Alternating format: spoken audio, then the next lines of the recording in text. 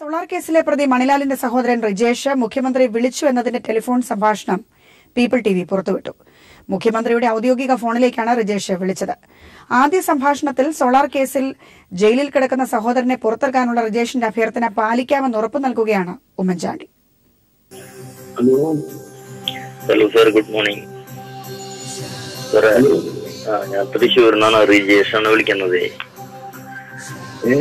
ഞാൻ തൃശ്ശൂരിന്ന് റിജേഷാണ്.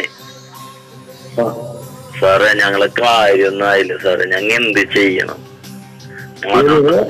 മാധവ് സാറേ ഫോൺ എടുക്കുന്നില്ല. എന്ത് സാറേ?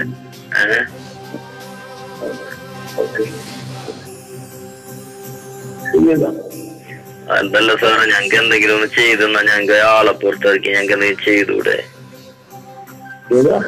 ഞങ്ങക്ക് എന്തെങ്കിലും ചെയ്തെന്ന് കഴിഞ്ഞാല് ഞങ്ങക്ക് ആളെ പുറത്തിറക്കില്ല. ഞങ്ങക്ക് എങ്ങനെയെങ്കിലും ജീവിച്ചൂടെ? ജീവിക്കാൻ പോലും മാർഗമില്ലാത്തൊരവസ്ഥയിലാണ്. എത്ര നാളായി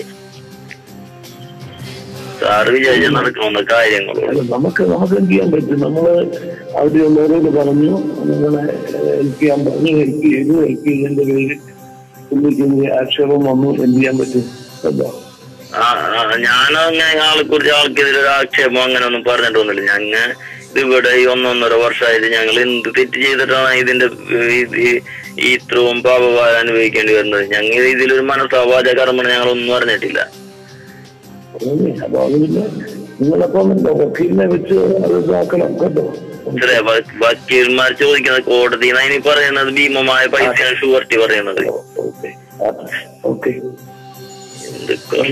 ബന്ധപ്പെട്ടാൽ മതി കേട്ടോ. ആരെ? എന്ത് സാറേ? ഹലോ സാറ്, സാറെന്ത് പറഞ്ഞത്? അതല്ല, അതെ, ഓക്കെ.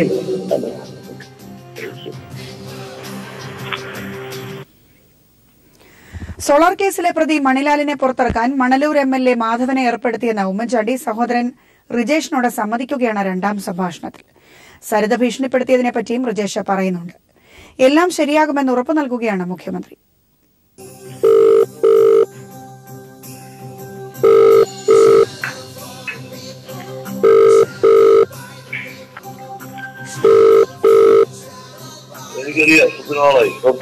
ഹലോ ഹലോ, ഒന്ന് ഹോൾഡ് ചെയ്യണേ.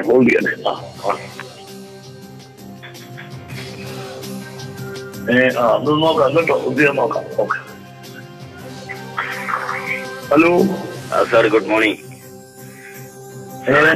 ഞാൻ തൃശ്ശൂരിൽ നിന്നാണ് വിളിക്കുന്നത്. റിജേഷ് സാറേ, ഞാനേ സോളാർ കേസിന്റെ ആളാണ് റിജേഷ്. സാറേ, ഞങ്ങൾ സ്ഥിതി ആകെ പരിതാപകരണം. അതിനിടയ്ക്ക് സരിതയുടെ ഭീഷണി വേറെ. ഞങ്ങൾ എന്തുട്ടാ ചെയ്യേ? എനിക്കിനി ഒന്നും ചെയ്യാനില്ല. ഞാൻ മാധവനോട് പറഞ്ഞിട്ടുണ്ട് കേട്ടോ. അതിന് മാധവ് സാറ് ഫോൺ എടുക്കുന്നില്ല. അതെ, ഓക്കെ, ശരിയല്ല. ഓക്കെ.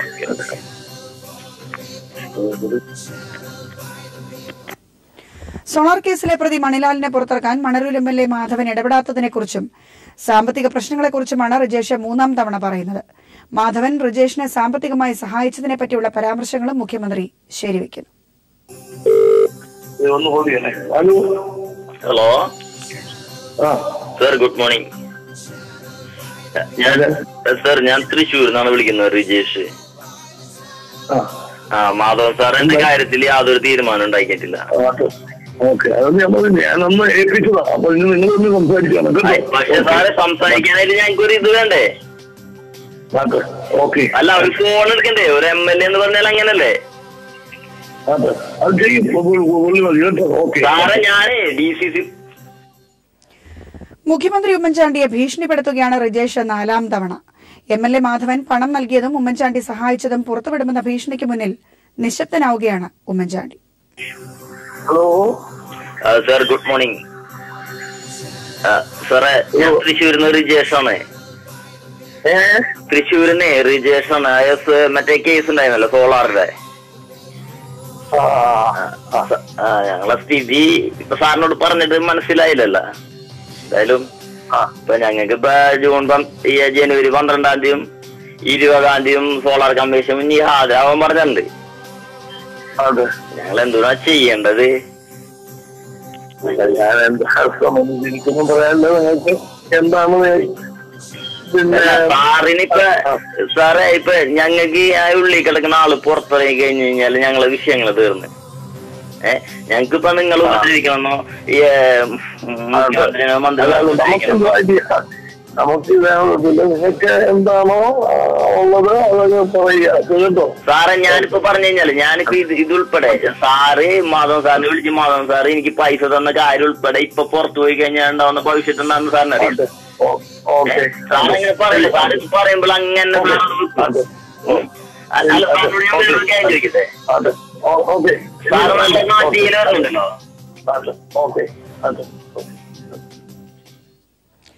മുഖ്യമന്ത്രി ഉമ്മൻചാണ്ടിയും മണലൂർ MLA മാധവനും സോളാർ കേസിലെ പ്രതി മണിലാലിനെ പുറത്തിറക്കാൻ ഇടപെട്ടുവെന്ന് സമ്മതിക്കുകയാണ് മുഖ്യമന്ത്രിയുടെ പേഴ്സണൽ സെക്രട്ടറി PS ശ്രീകുമാർ.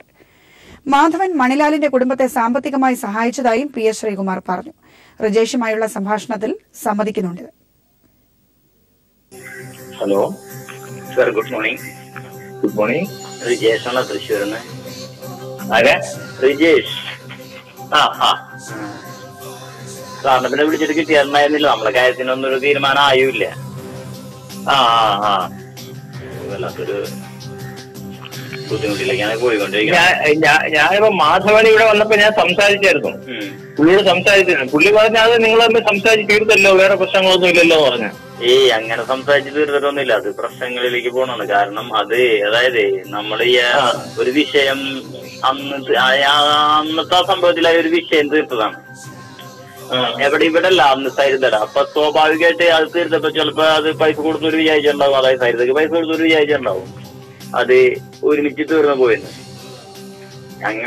നമ്മളിതിൽ ആ കേസിൽ വന്ന് പെട്ടതാണ്. പോലീസ് സരിതയും വിജയ രാധാകൃഷ്ണൻ ഊരാതിരിക്കാൻ വേണ്ടി ഇങ്ങനെയാണ് മണിലാലിനെ പിടിച്ചിട്ടത്. അതല്ല, അതൊരു ക്രിമിനൽ കേസാണ്.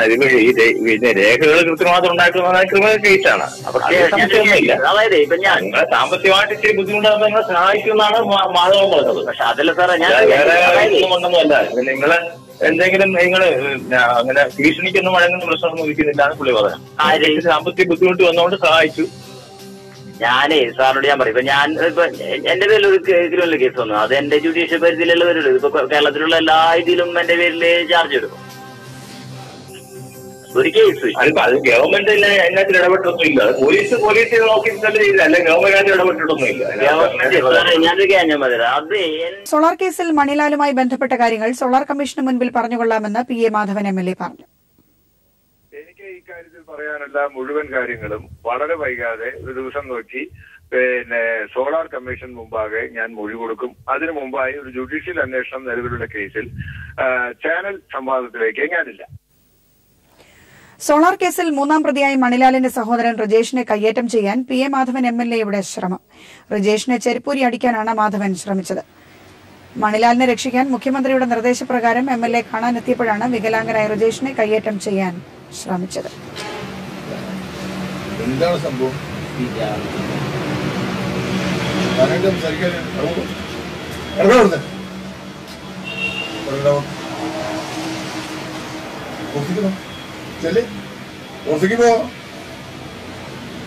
പുറത്ത് കിടക്കാൻ താനായിട്ട് സംസാരിക്കാനില്ല. മനസ്സിലായി?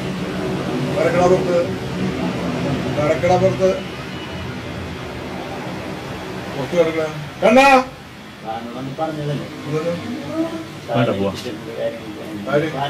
സാറിനോട് സാർ ആരാ പറഞ്ഞതിന് ചോദിച്ചാല്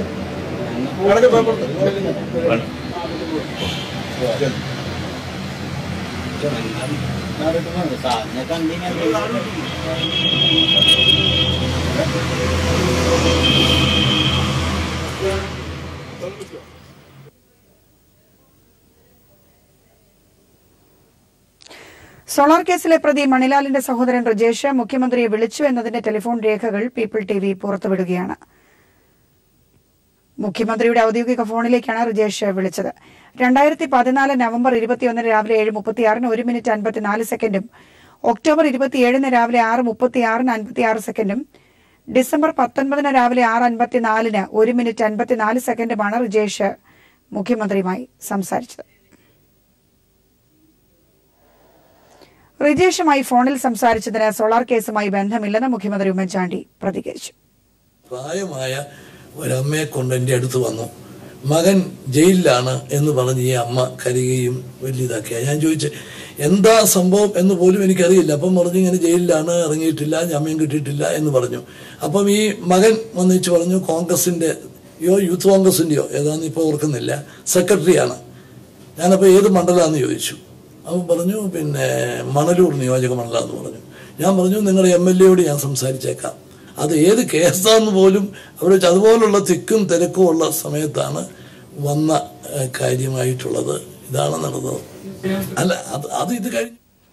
സോളാർ കേസിൽ കൂടുതൽ തെളിവുകൾ പുറത്തുവന്ന സാഹചര്യത്തിൽ കമ്മീഷന്റെ നിഷ്പക്ഷമായ നടത്തിപ്പിന് വേണ്ടി മുഖ്യമന്ത്രി ഉമ്മൻചാണ്ടി രാജിവെക്കണമെന്ന് CPM സംസ്ഥാന സെക്രട്ടറി കോടിയേരി ബാലകൃഷ്ണൻ ആവശ്യപ്പെട്ടു. പീപ്പിൾ TV പുറത്തുവിട്ട തെളിവുകൾ പ്രതിപക്ഷത്തിന്റെ ആരോപണം സാധൂകരിക്കുന്നതാണെന്നും കോടിയേരി പറഞ്ഞു. ടെലിവിഷൻ ചാനലുകൾ ചിലത് പുറത്തുവിട്ടിരിക്കുന്ന റിപ്പോർട്ട് സംപ്രേഷണം ചെയ്തിട്ടുള്ള തെളിവുകൾ മുഖ്യമന്ത്രി ഉമ്മൻചാണ്ടിക്ക് സോളാർ കുംഭകോണത്തിൽ വ്യക്തമായിട്ടുള്ള പങ്കുണ്ട് എന്ന പ്രതിപക്ഷത്തിന്റെ ആരോപണം സാധൂകരിക്കുന്നത്. സംസ്ഥാന പ്രവാസി ക്ഷേമ വികസന സഹകരണ സംഘത്തിന്റെ വിവിധ പദ്ധതികളുടെ ഉദ്ഘാടനത്തോടനുബന്ധിച്ചുള്ള ബിസിനസ് മീറ്റ് മലപ്പുറത്ത് നടക്കും. ശനിയാഴ്ച മലപ്പുറത്ത് നടക്കുന്ന meet KV Abdul Khader MLA ഉദ്ഘാടനം ചെയ്യും. ഇൻഷുറൻസ് ബിസിനസിന്റെ ഉദ്ഘാടനം KT ജലീൽ MLAയും ട്രാവൽ ആൻഡ് ടൂറിസത്തിന്റെ ഉദ്ഘാടനം P ശ്രീരാമകൃഷ്ണൻ MLAയും നിർവഹിക്കും. മണി ട്രാൻസ്ഫർ ആൻഡ് പാസ്പോർട്ട് സേവയുടെ ഉദ്ഘാടനം P ഉബൈദുല്ല MLAയും വെബ്സൈറ്റിന്റെ ഉദ്ഘാടനം സഹകരണ ജോയിന്റ് രജിസ്ട്രാർ V അബ്ദുൽ നാസറും നിർവഹിക്കുമെന്ന് ഭാരവാഹികൾ പറഞ്ഞു. വാർത്താ സമ്മേളനത്തിൽ P Saithalikutty, AC Abu, CK Krishnadas തുടങ്ങിയവർ പങ്കെടുത്തു.